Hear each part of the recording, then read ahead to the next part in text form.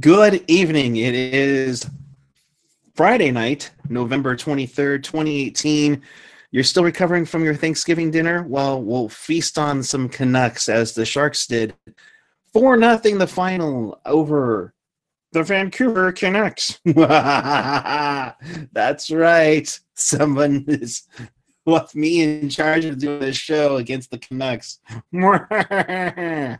This is Teal Town After Dark, your live and interactive Sharks post-game show on YouTube. We thank you to over 1,062 subscribers. And of course, this is all about interactivity. So be a part of the show. Multiple ways to interact with us, chat with us and fellow Sharks fans in the YouTube Super Chat on the page or the app. You can also use the hashtag TealTownUSA and always follow us on the social, Facebook, Twitter, Instagram, SoundCloud, and the YouTube. With me tonight, it is another guy who spells his name the right way, with a K, Mr. Eric Landy. Hey guys, that power play life. Isn't it wonderful? I guess it actually can do special things. And also joining us from the Great White North, he is the angry Canadian robot, Mr. Ian Reed. Happy late weekend in November. Yes. So to all of us, we hope you had a great Thanksgiving here down in the States, and to our fellow Canadians, we hope you had a great Thursday. As the San Jose Sharks began a set of back-to-backs tonight as they took on the Canucks, who have lost 6 in a row. And things, I thought the Sharks had some great up-tempo play early on, really were setting the tone. And then the Canucks started getting into some penalty trouble. And it started off early as Logan Couture gets a nice pass from Erik Karlsson and Kevin Labanc on the power play at 10:54. A power play goal makes it 1-0 Couture's 8th. And Landy, I thought a great setup.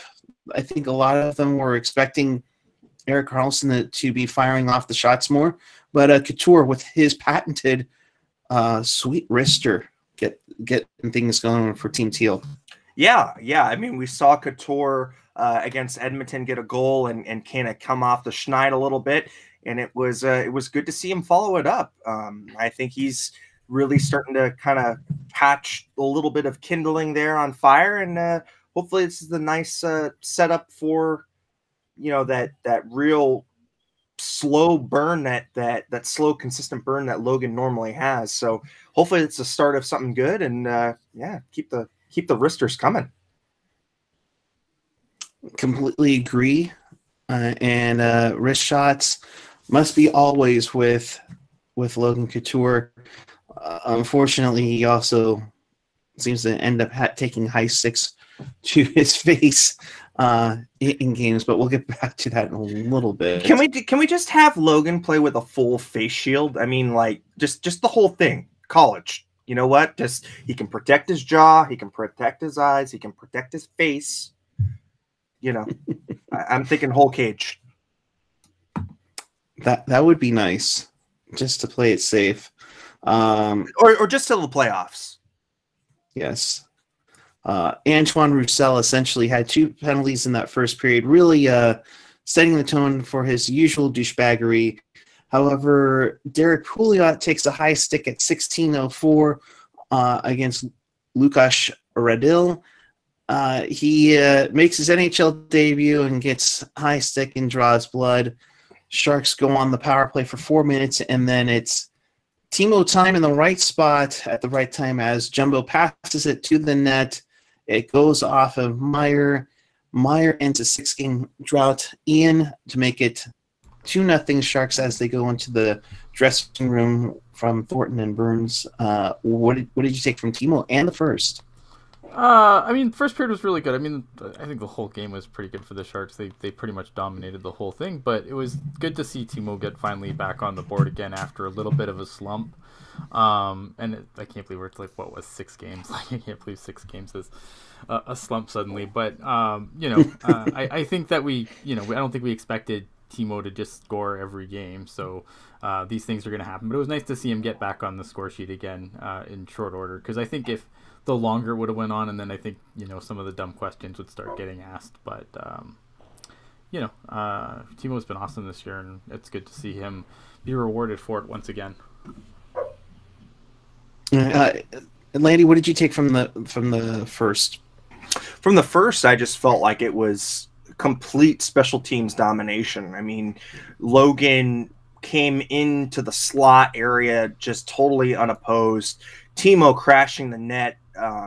It was both execution on the Sharks' part, but Vancouver's net front presence in front of their own net was just horrible. I mean, the Sharks had their way with it, and you wonder, the whole game had a little bit of a physical aspect to it. So you're wondering, maybe it's because of the physical aspect, the Sharks feel like they can throw their weight around a little bit, get into the crease and really cause some havoc, or it's because they're playing a Vancouver team right now that's lacking a lot of confidence. They came into this riding that 6-game losing streak, and really, I mean, this was just a kind of a clash of a team on the upswing and the Sharks, and a team on the downswing in Vancouver. Now, the Sharks historically have not done so well against those kind of teams. It's kind of been a trap game for them, and I'm glad that they really stomped on Vancouver's throats.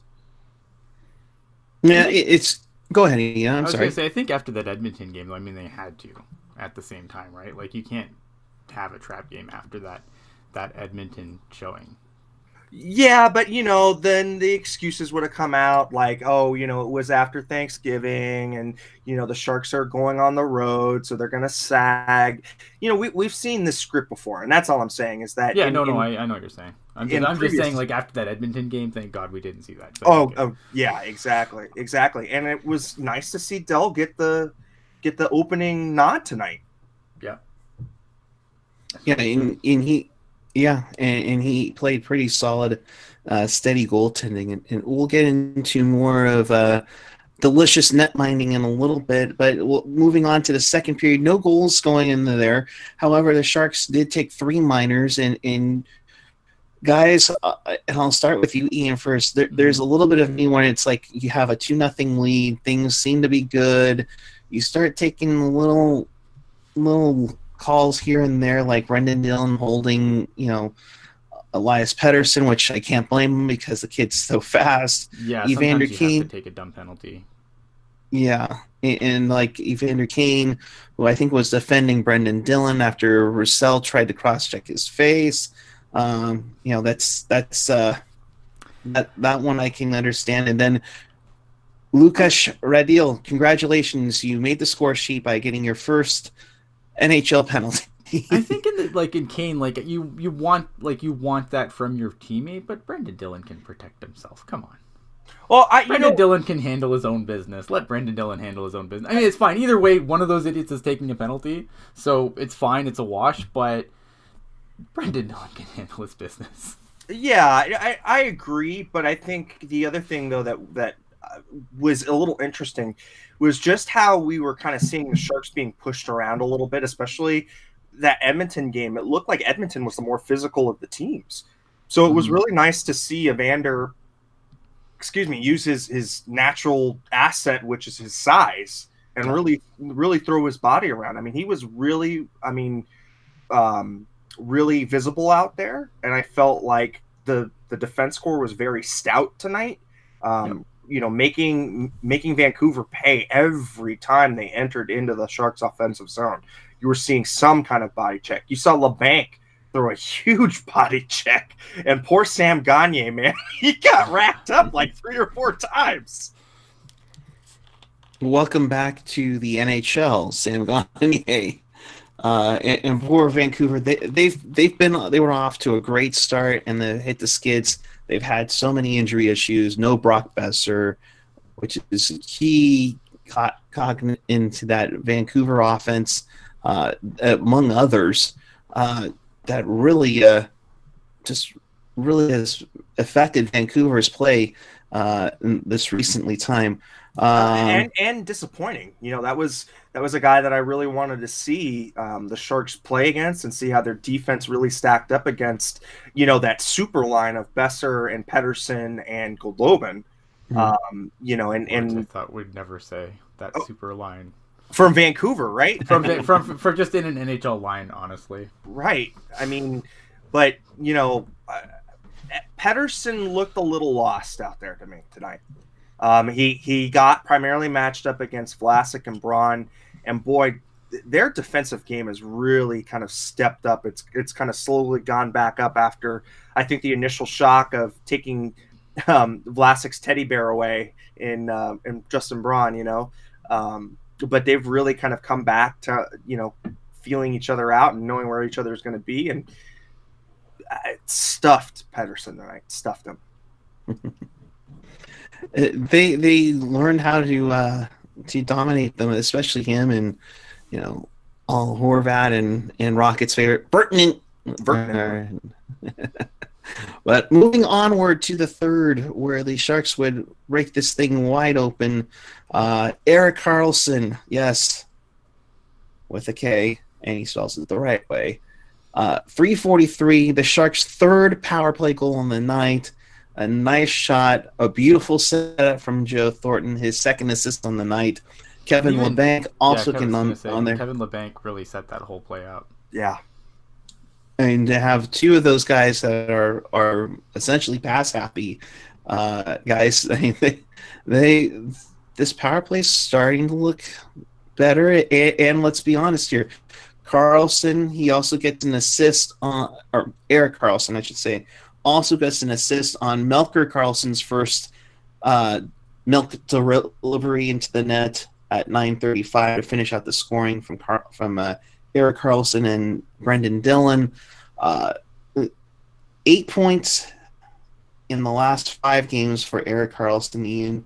Mm-hmm. I think he's starting to get a little more comfortable in San Jose. Yeah, I mean, we knew this was going to happen. I think, there's a lot of, after the first season, I think it's one of these things where kind of if everything is going bad, and I mean, they won tonight, but, what are they now, 1 game over 500? Like, it's easy to really look for things to really hammer on, and obviously things that are different are easy to hammer on, so it's like, oh, well, Erik Karlsson's here, now we're a 500 hockey team. When, yeah, okay, he had a slow start, and he didn't have a great start, but, I mean, in points, because I don't want to say he had a terrible start playing, because I thought he's been great, even without putting the points up. But now that the points are coming, I mean, if this is a sign of things to come, hopefully this can turn the season around a little bit and get the Sharks more on the winning side of the ledger than hugging the 500 mark. Yeah, and I mean, look, 23 games, 15 points. At that pace, he's going to be like a 60-point defenseman. Those don't grow on trees, And then you've got Burns, who's over a point per game.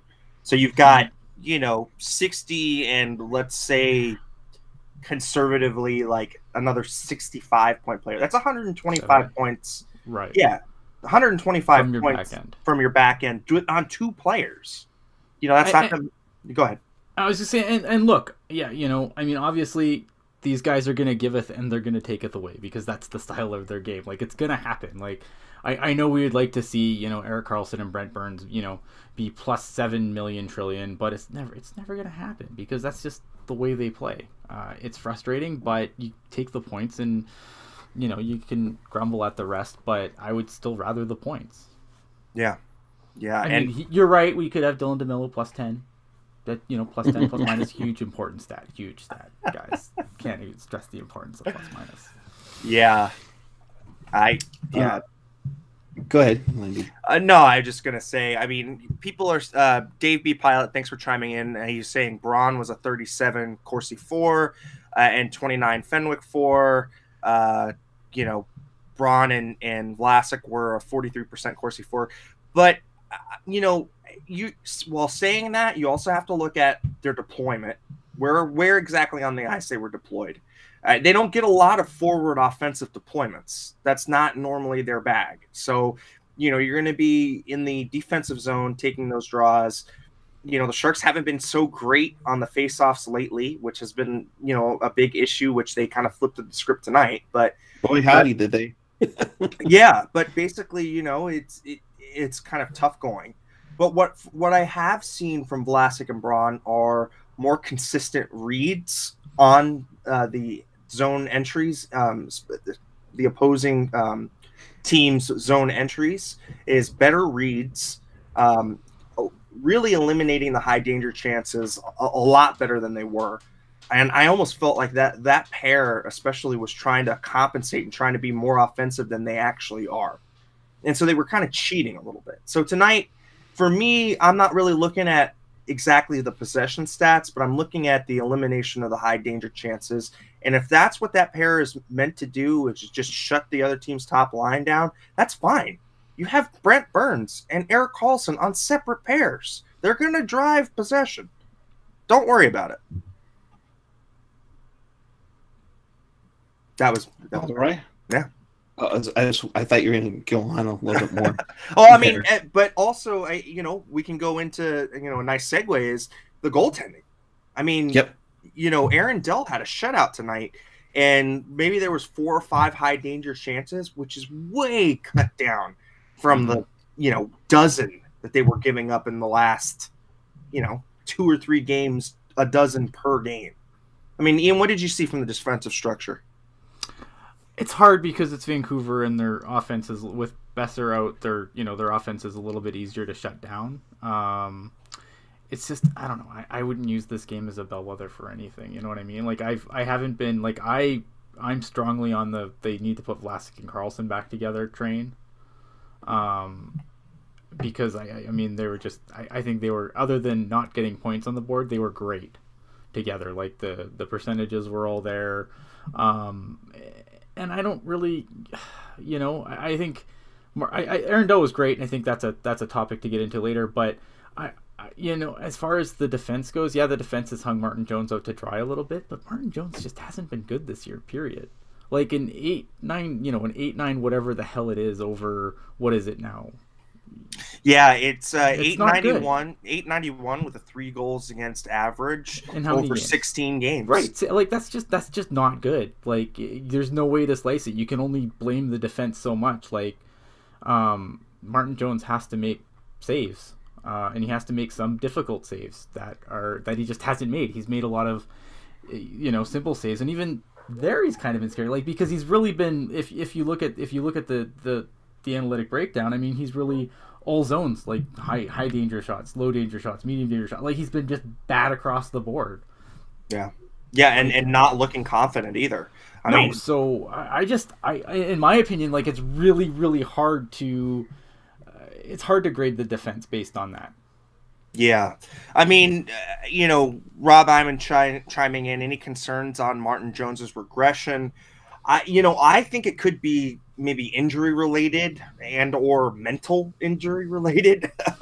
But I think he needs to take some time out and really dissect his game. Go through it with Hedberg and with Nabby.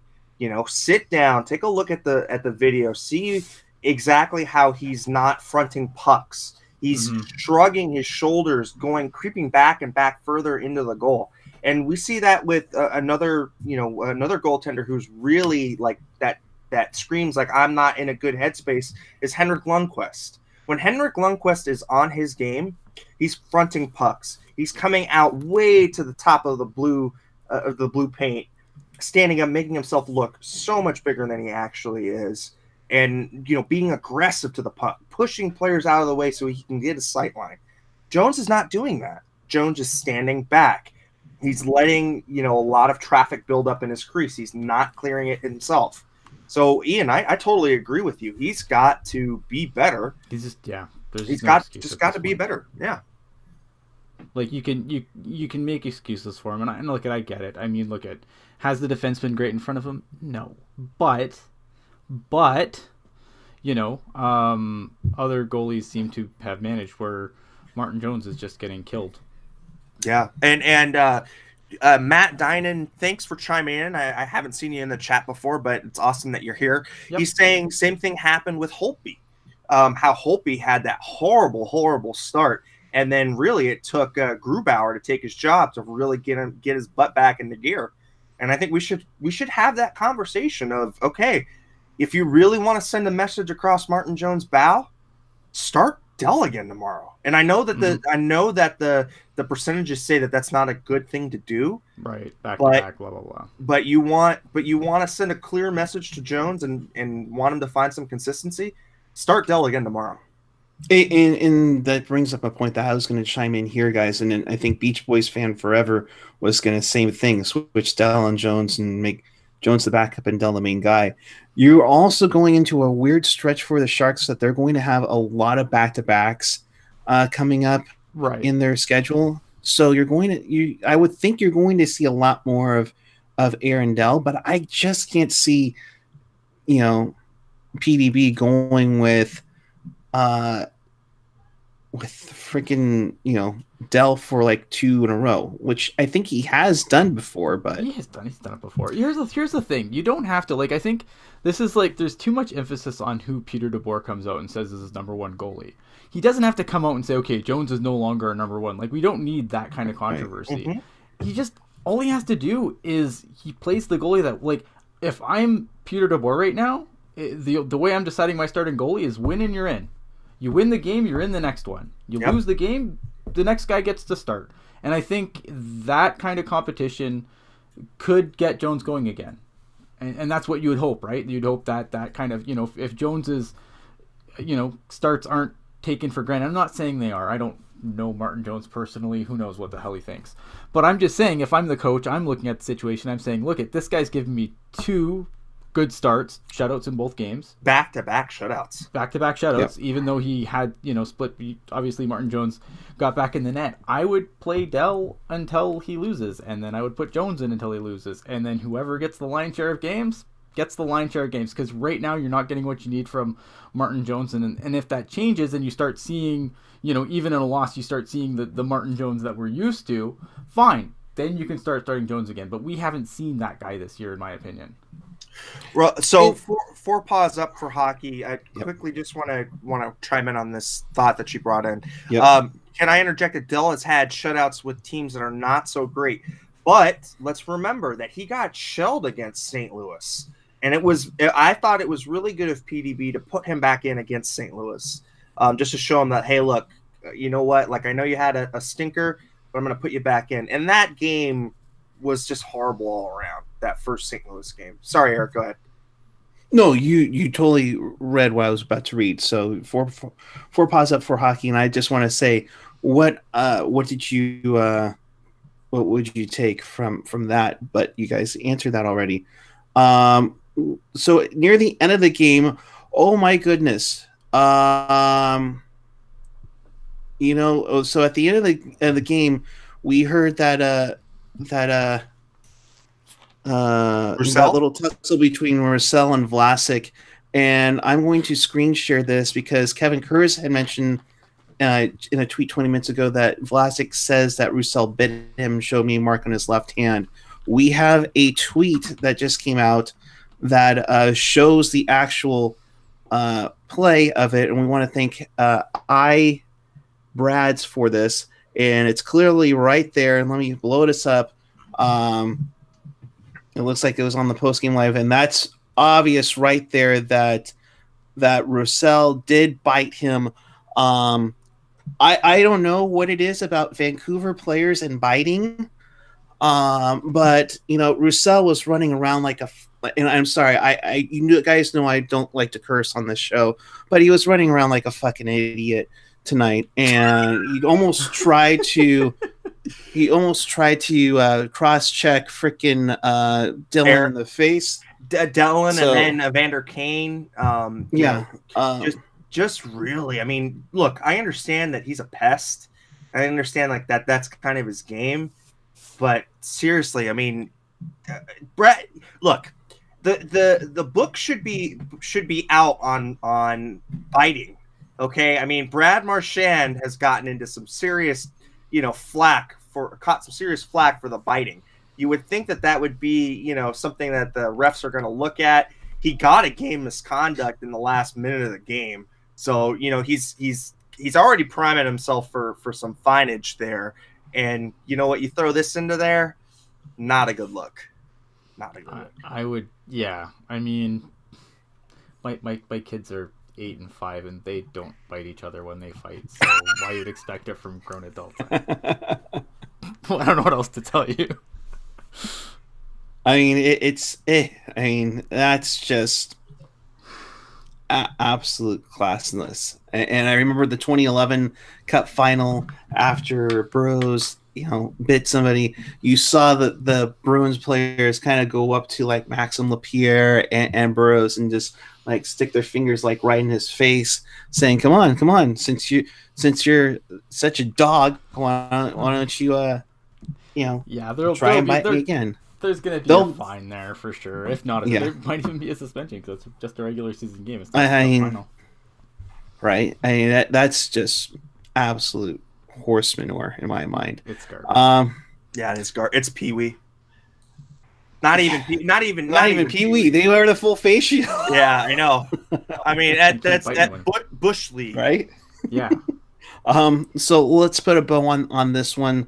Shots on goal tonight, very low for both sides, especially for San Jose, 24-19 in favor of the Sharks. Face-offs at one time after one period of play, the Sharks had an 84-16 domination in the face-off circle. They finished with a 2-1 margin, and there San Jose 3-for-6 on the power play.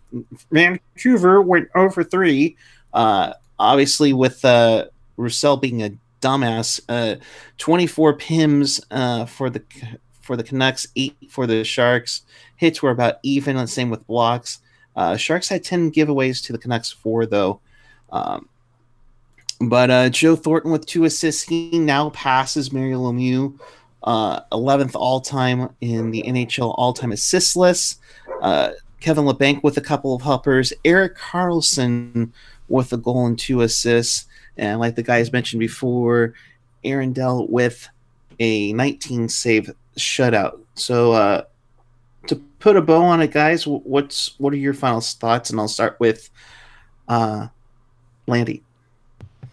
Yeah, just the final thoughts on the game. You know, the Sharks very good on the special teams tonight. Kind of kept the pedal to the metal. There was a little bit of a sag in the second period, and we're starting to see that become a trend, which is a little, it's a little worrying. But that being said, they did start well, and they did finish in the third period well. So for me, tighten up that second period. And really, I've noticed it's when they have to. It's their changes. Their line changes look bad in the second period. They're not taking shorter shifts when they should, because they have to make that extra. They have to make that extra skate to the other side during the second period when they switch, especially at home. So for me, it's clean up that second period and keep those high danger chances low, and keys to success. Mr. Reed? Yeah, I mean, look, the Sharks won a game that they should win, and I'm happy about it. I don't like some of the things that I'm still seeing happening, but I'm not going to go into a super rant fest after a 4-0 win because it just looks silly. But I thought Lucas Radil had a good debut. Radil, a lot of guys are like, why is Perron not coming up? Why is Perron not coming up? Radil, it's funny though, because they're calling him a young guy the whole time. He's 28. He's not exactly young. He's like the young Tim Heed, who's, older than half the team. But no, I thought Radil played good, because I thought the reason he was called up was because he'd be more flexible to be able to put in the lineup. Like, I don't think I like Francis Perron. I like what he's done for the Barracuda, but I don't feel like he would make a great bottom 6 player. And I think that's an important factor. You have to keep in mind, it's not just about the points. You got to figure out what the fit is going to be when they come up to the big club. And I feel like for Radil, they called him up and he fit perfectly where they wanted him to go. Yeah, physical player, making his presence known. Thought he played well, and hope to see him more. But we'll see how it goes. Peter DeBoer is always an enigma when it comes to his lineups. Right.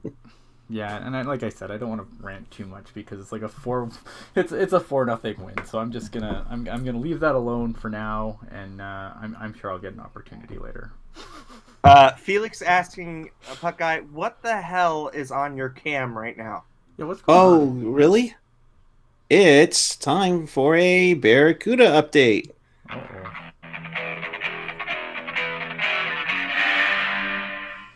That's right. Literally Not at the good same, tips.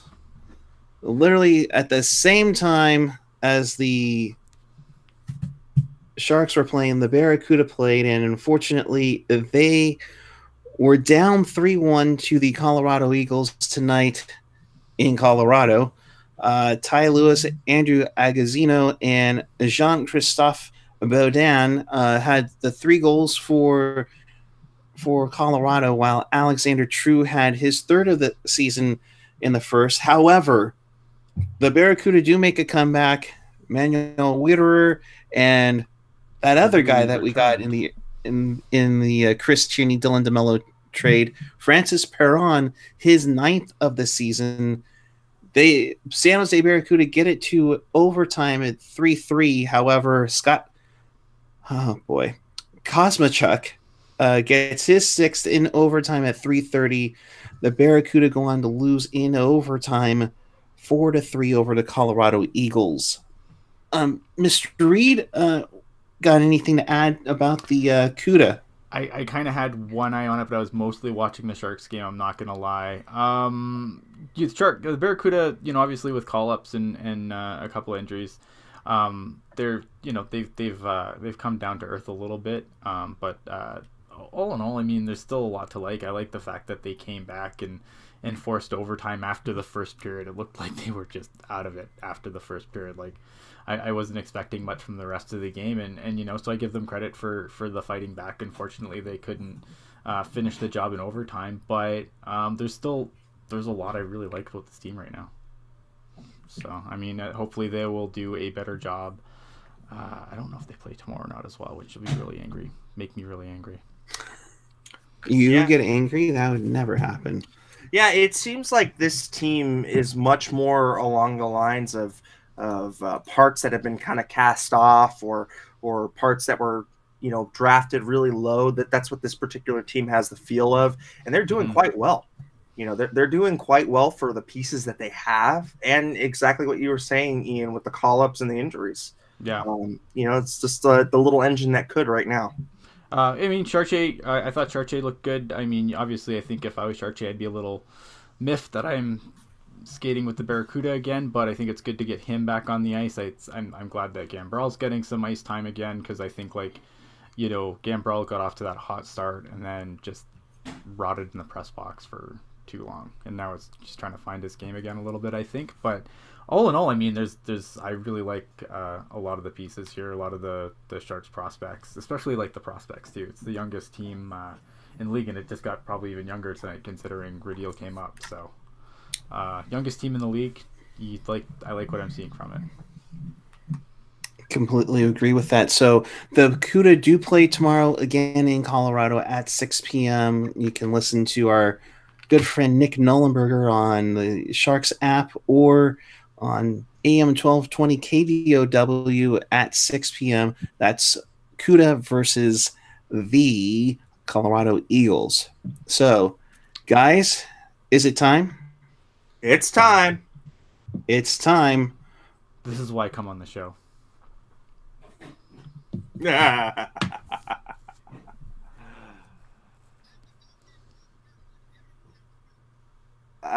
right. It is time for the NHL wraparound. That's right. Wraparound, people, because there's never any reaching around on the ice during a hockey game. Yes, there is. Where? Are there more wraparounds or reach arounds during a hockey game? Maybe both. Maybe both? Hey, you don't know what goes on in the locker room in the intermissions, okay? Wow. That only happens when somebody scores 4 goals, all right? Oh, right. Yeah, roosters and all kinds of barnyard animals, I guess. Oh, my goodness. Yeah. Oh, four pause for hockey before we get into the wrap around. Any way of watching? Yes, AHL TV has been a godsend. I think it's freaking $59.99 to watch all the Barracuda games has been awesome.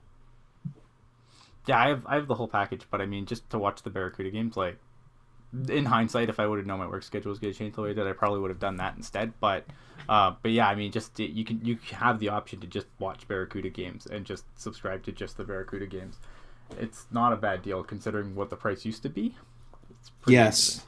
Big time, like $8 a game, absolutely. And for that matter, if you're local, I just got rid of it, but if you're local, get out there. The next game is Tuesday morning at 11 a.m. So it's a school day for it. So that'll be a cool one. I might actually go to that one since it's an 11 a.m. start. That'd be fun.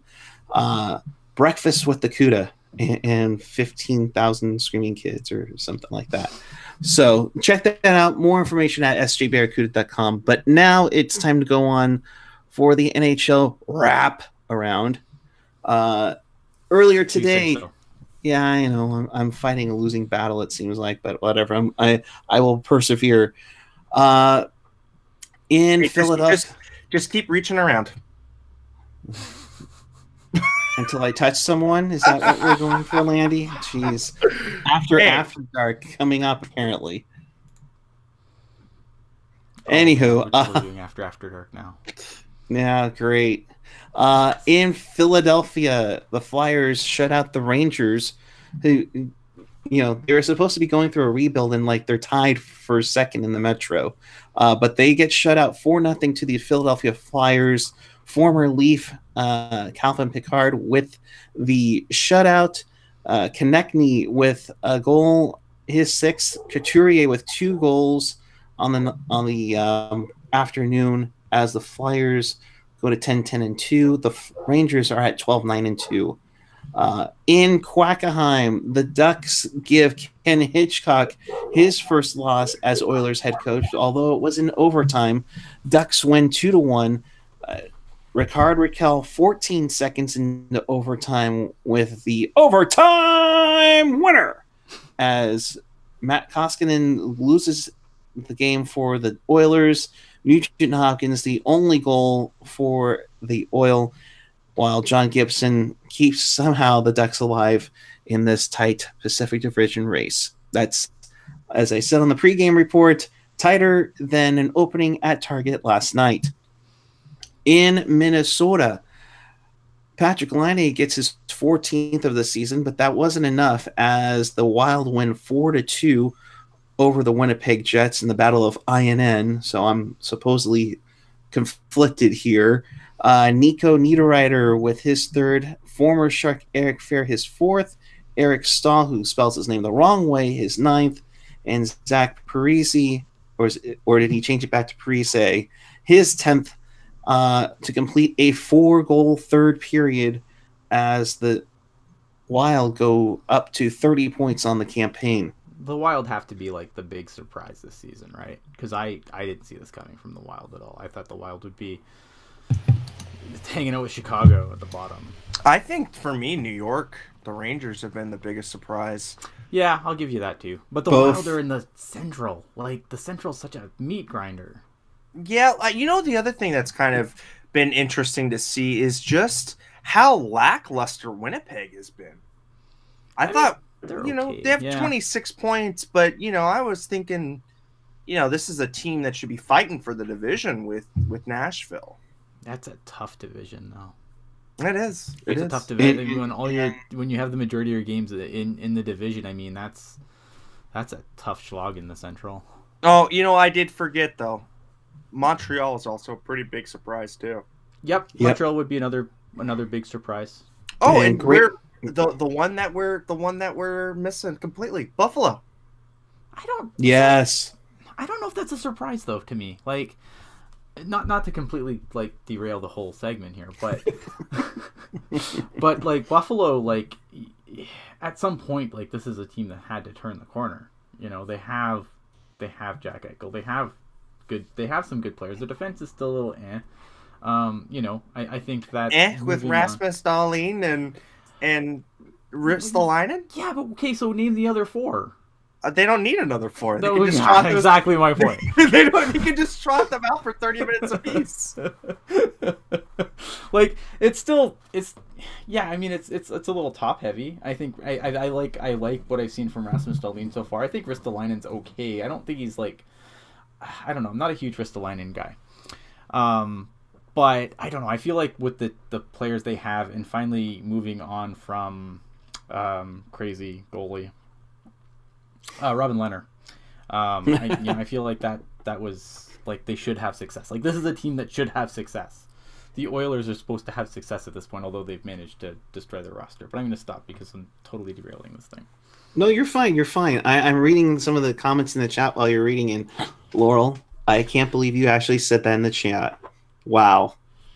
I'll make these guys look for it while you guys mentioned Montreal and Buffalo. They played each other today, and the Buffalo Sabres win it overtime. There you go. As Jeff Skinner scores 2 goals, including the game-tying goal and the game-winning goal. He's on 17 goals on the season. Casey Middlestat, his 4th. Brendan Gallagher scores his 11th. Andrew Shaw, a power play goal. And it's not enough, as Alex Martinez's favorite goaltender, Antti Niemi, takes the loss in this one. And Carter Hutton, former Shark prospect, is coming on strong for the Sabres as they win 3-2. Having the Sabres going to 32 points on the campaign, the Canadiens at 27. And listen to this.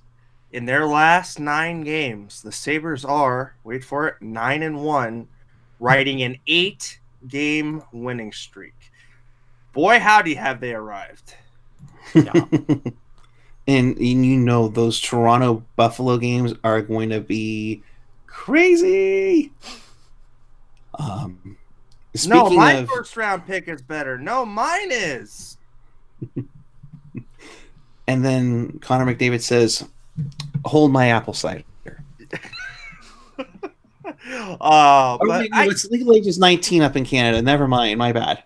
My apologies to all of Canadians everywhere. Can we take a minute though to quickly talk about Edmonton and just how much of a wreck that team is, and just how much of a waste of good air Peter Chiarelli is. I mean, the guy has able to screw up the unscrewable. Like, you give him the greatest player of his generation, and you find some way to screw that crap up. Wow. I mean, I did, like, Peter Chiarelli is just a dumb person. I was gonna dummy save head it for after dark. Yeah, but I mean, Daryl Cates must be an idiot to be sold the carton of rotten apples he was sold by Peter Chiarelli. I mean, he goes out and he gets Lucic. He trades Taylor Hall. Oh my goodness, maybe we have a depth problem at wing now. Who would have thought? You know what? That franchise is they're reaping what they're sowing right now, because you know what? It's just I feel bad for the fans, but honestly, Daryl Cates is a jack butt, and you know what? He's reaping what he's sowing. Oh, I can't wait to show this. I thank you for the tweet in the chat. We'll move on. Islanders beat the Devils 4-3 in overtime. Matthew Barzal with his game-winning goal, only his 3rd on the season. Former Sharks goaltender Thomas Greiss with another victory as he beats Keith Kincaid and the Devils. Taylor Hall, by the way, as the guys were mentioning, part of one of the idiotic deals Chiarelli made. He gets his 7th on the season, along with Brian Boyle and Marcus Johansson. In D.C., the Capitals beat the Red Wings 3-1. Athanasiou, not happy to see he only scored the only goal of the game for the Red Wings. I know, I almost said season, right? Tom Wilson, his third of the season, along with Kepney and Ovechkin, get the goals as Holtby gets the victory. The Sharks' next opponent, the Vegas Golden Knights, shut out the Flames 2-0. Took, who's been on a little bit of a run, gets his sixth and eventually the game-winning goal. Colin Miller gets his first on the power play, and Marc-Andre Fleury with the shutout. That is the Sharks' next opponent tomorrow around 7 p.m., I believe, is game time in Sin City. In Columbus, the Blue Jackets beat up the Toronto Maple Leafs 4-2 for their first victory over the Leafs in Columbus in franchise history. Josh Anderson with 2 goals. Cam Atkinson, his 14th. Mikko Hanakainen. I got that right, Ian, right? I don't know. Whenever I can't do a name, I just go, hey, Russia, and I just stop. Page and Kevin Lacey. Kevin Lacey, yeah, please Kevin Lacey will help you out. I'll just say, hey, Kevin! call me European. Wait, I'm sorry. It's December. It's almost December, so Kevin! There you go. If you don't know what that is, check out Home Alone. He got his second of the season to finish it off. Hainsey and Kapanen were the lone goal scorers for the Leafs. Leafs comeback ceremony to Austin Matthews. Bruins beat the Penguins 2-1 in the battle of the black and gold teams. Jamie DeBrusk, his 9th. Nordstrom, his 4th. He gets his game-winning goal in overtime. Evgeny Malkin gets his 9th of the season. The Bruins are now at 28 points, and the Penguins are at 21 on the campaign at 8-5. In Tampa, the Lightning beat the Blackhawks 4-2. The Lightning score 4 goals in the first period. Tyler Johnson with 2, Braden Point his 15th, and Ryan Callahan his 3rd. Taves the only goal scorer for the Blackhawks on the evening. Now I get to the tweet that I saw in the chat earlier. Hurricanes beat the Panthers 4-1. Martinook with a hat trick, Teravainen his 5th. But let's put that all aside because, as we know, the Carolina Hurricanes have been having so much fun with their victories at home. They went full on domino effect in their celebration today. I love it. Including Stormy, their mascot. That is. I wonder how Brian Burke is going to feel about that one. On that's so great. So they went to shouldn't be part of the game. I'm an angry Connecticut person. Ian, question for you. Ian, you're muted. Ian? I'm muted. I'm sorry. Has Don Cherry said anything about the Hurricane winning celebrations yet? They're headed up by Pinkos. I'm sure he has. I try to ignore Don Cherry at all possible, unless I'm doing terrible impressions of him when I can't pronounce a name. He goes in, and no, never mind. I mean, he's no Bobby. I know. I guess Brian Burke was angry about it today. I've heard Matthew Barnaby on NHL radio be angry about it. You know what? It's so dumb. Like, it's just, don't have fun. Wear your suits. Show up. Keep your head down. Don't be a distraction to your team. Don't have fun. It's just hockey. It's serious business. You know, the usual. Shut up. Hey, you know what? Like, if their teams were doing as well as Carolina did, like, I think that they would be okay with it. You know, if Brian Burke was heading up Calgary and Calgary was doing that, you know he wouldn't say a thing. Of course he would. He wouldn't let it happen. He'd make sure that they all know if it's Lou Lamoriello. He'd make sure they all shaved and... Fuck. Or wouldn't Brian Burke just tell him, don't even tie your tie, guys, just hanging around your neck and you'll be fine. Like, it's so dumb. They're just dumb. It makes me angry. You know what else makes me angry? I'm just thinking about this. Peter Chiarelli also traded Tyler Seguin and Phil Kessel. Yeah. Just thoughts. And Taylor Hall. He traded both of those, the first rounders. That's interesting. Wow. First and second round pick. Yeah. Gotta love that Peter Chiarelli, man. I don't know what Daryl Cates was thinking, but he was like, I want me some of that mismanagement. There you go. Stanley Cup. That's all he saw.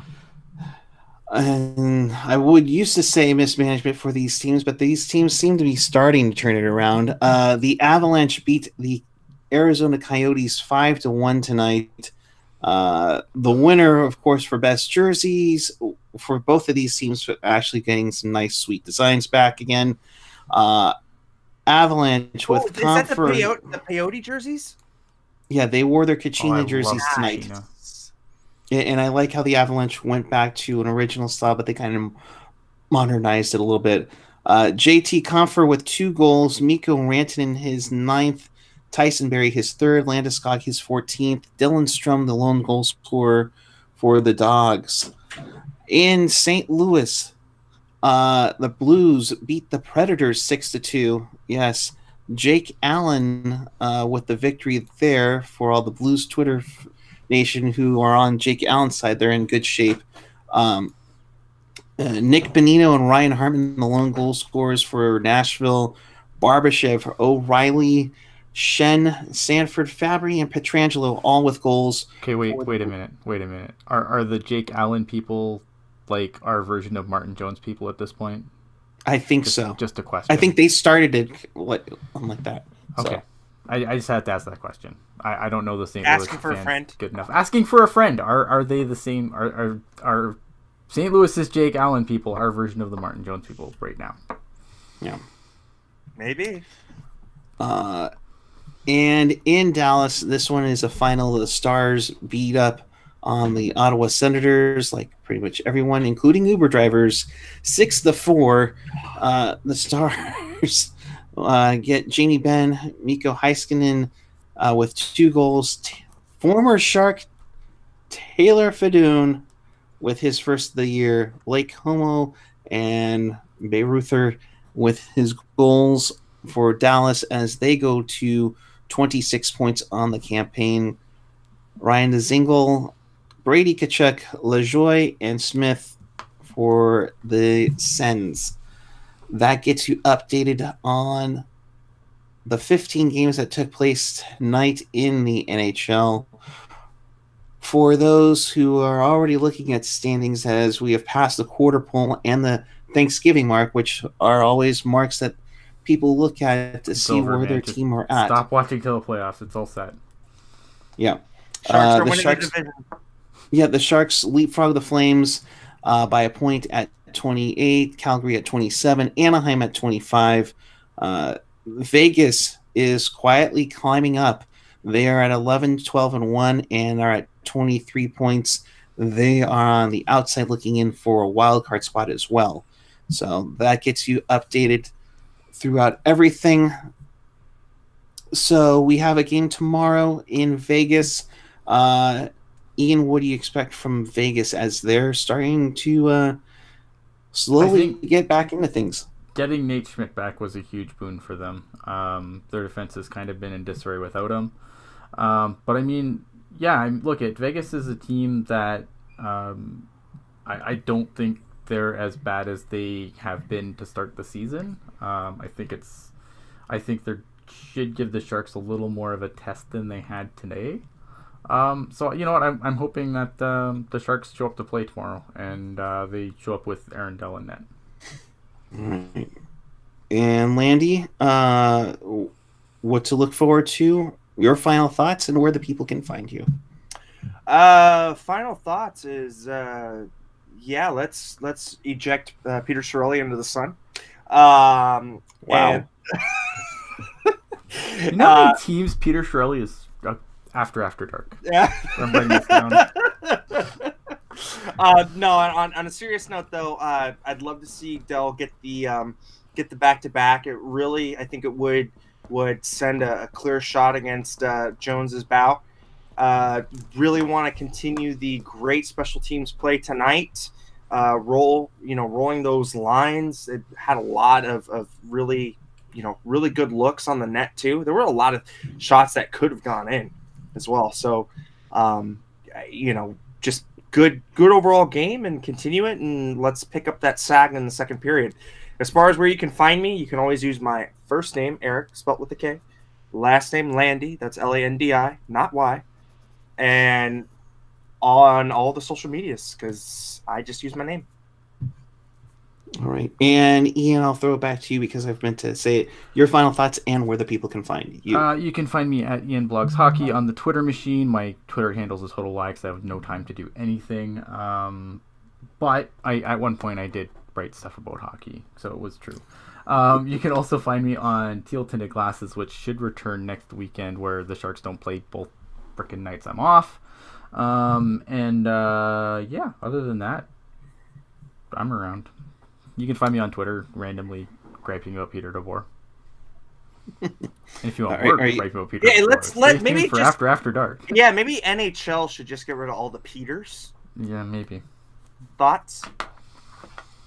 All right. Well, in case you missed anything or you want to catch this again, this is always available at tealtownusa.com or your favorite podcatcher, where it's iTunes, Google Play, SoundCloud, Stitcher, TuneIn, and of course, smash our YouTube channel. And make sure you hit that bell to make sure you get notified that when we go on the air live or we drop something a little special, kind of like the Drew Raminda interview that AJ had earlier this week, or a recent edition of the Pucknologists. So check us out at Teal Town USA, wherever you can find podcasts.